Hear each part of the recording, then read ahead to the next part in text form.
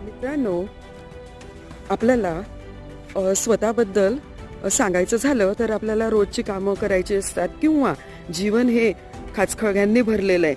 पण आपण जर या झाडे, वेली किंवा फुलांकडून शिकलो, बघा खूप सुंदर अशा वनराई आपल्याला दिसत आहे आणि या सगळ्यांकडून आपण एकच गोष्ट शिकू शकतो की झाडं जी असतात किंवा सुंदर फुलं जी असतात, तरी फुलं देखील कंटिन्यू वेगवेगळे जे ऋतू असतात या ऋतूंमध्ये ही झाडं जशीच्या तशी उभी असतात आणि सतत आपल्याला सावली देत असतात.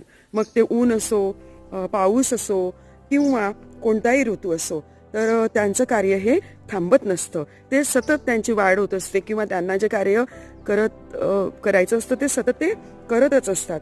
तर मित्रांनो, एकच सांगायचं आहे की या सगळ्या निसर्गाकडून आपल्याला बऱ्याचशा गोष्टी शिकायला मिळतात.